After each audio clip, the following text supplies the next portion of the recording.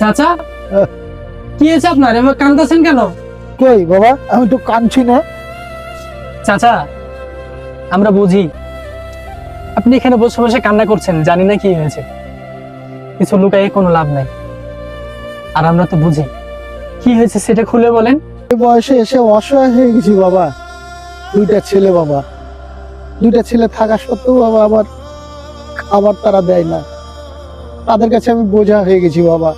তাই মনের দুঃখে এই গাছের নিচে বসে বসে কাঁদছি বাবা। চাচা, মন খারাপ করার কিছু নাই।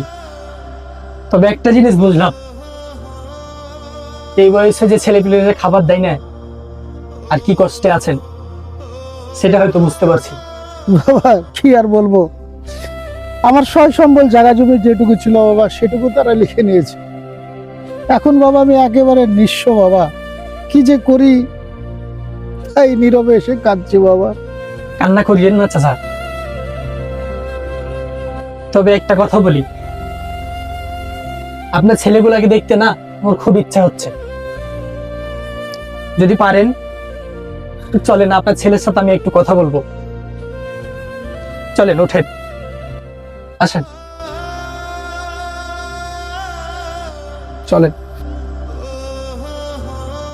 বাপের জমি টমি তো সব দখল টখল করে নিলাম, আর ভাই খাওয়াতে পারছি না এভাবে। আমিও পারবো না ভাই। হ্যাঁ, ও মরুক বা বাঁচুক আমাদের কিছু করার নাই। ও চলে গেছে, আপদ বিদায় হয়েছে। তো তুই তো ছোট ভাই, তুই তুই একটা কাজ কর। তুই ওই পুষ্কুনির ওই জমিখানে তুই দেখাশোনা করবি, আর আমি ওপর কাজ যে জমিটা আছে না ওটা আমি নি। হ্যাঁ শোন ভাই, আমি তো ঢাকা চলে যাচ্ছি, তো তুই জমি টমি গুলা দেখাশোনা কর, ঠিক আছে? আচ্ছা তুই যা, আমি দেখছি। ঠিক আছে, তুই এই নিয়ে কোনো টেনশন করিস না। তো চাচা, কোন জায়গায় আপনার বাসা? ওই দুটা ছেলে বাবা আমার, আর এই যে সামনে বাড়ি। হ্যাঁ, এই যে ওই দুটা? ছেলে, হ্যাঁ ওই দুটাই ছেলে বাবা। ঠিক আছে, আসেন। ভাই দাঁড়ান একটু।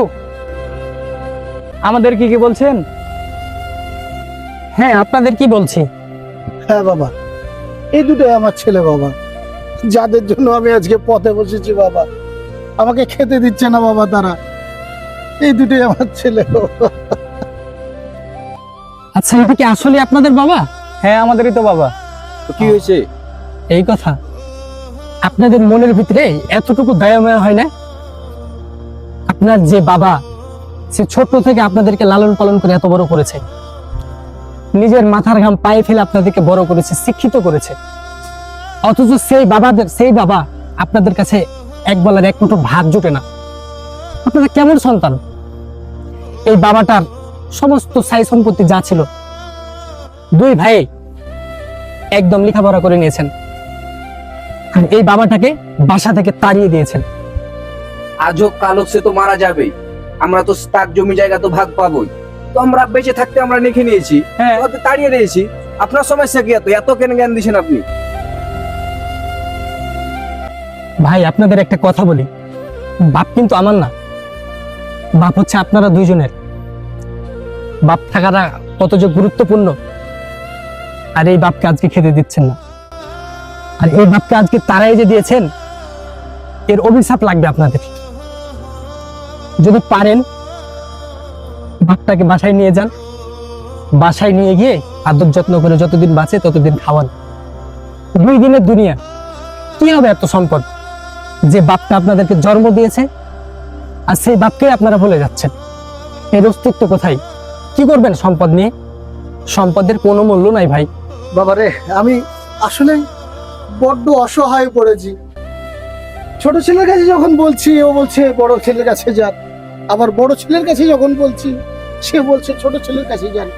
আগে যদি জানতাম যে সন্তানদের কাছে পিতা ভাগের পণ্য, তাহলে হয়তোবা। আর আপনাদের কি দোষ দেব? চাচা, আপনারও কিছু দোষ আছে। এই বৃদ্ধ বসে আপনাকে কেউ দেখবে না। আপনার যদি কিছু থাকে তাহলে আপনাকে দেখবে, নয়তো আপনাকে ছুঁড়ে ফেলবে। আর আপনি কেনই বা এটা করতে গেলেন? নিজের অর্থ সম্পদ জমি আপনি বেঁচে থাকা অবধি পর্যন্ত দুই ছেলের নামে কেন লিখে দিতে গেলেন? ভুলটা শুধু ওদের একা না চাচা, ভুল আপনারও আছে। আর আপনাদেরকেও বলছি, সমস্ত কিছু ভুলে যান, ভুলে গিয়ে বাপটাকে নিয়ে একসাথে থাকেন। বাবা কখনো ভাগ করার জিনিস হয় না। বাবা তো হচ্ছে প্রত্যেকটা ছেলের জীবনে অমূল্য রতন, এক একটা ছাতা। নিজের ভুলটা শুধরান, ভালো থাকবেন, নয়তো এই বৃদ্ধ বাবার আপনাদেরকে অভিশাপ লেগে যাবে। হ্যাঁ, অভিশাপ। আর আরেকটা কথা মাথায় রাখেন, নিয়তি এমন এক জিনিস, আজ এই অবস্থায় আপনার বাবাকে যেভাবে ছুঁড়ে ফেলছেন, ঠিক নিয়তি একদিন আপনাদেরকে সেই পরিস্থিতিতে ফেলবে। আপনারা যখন বাবা হবেন, ঠিক এইভাবেই আপনার বাবার সাথে যেমন করেছেন, আপনার ছেলেরাও ঠিক এইভাবেই ছুঁড়ে ফেলবে। বাবা, আমাদের ভুল হয়ে গেছে বাবা, আমরা নিজের ভুলটা বুঝতে পেরেছি বাবা। বাপ না থাকাতে যে কি যন্ত্রণা বাবা, বাবা আমাদের ক্ষমা করে দিন বাবা।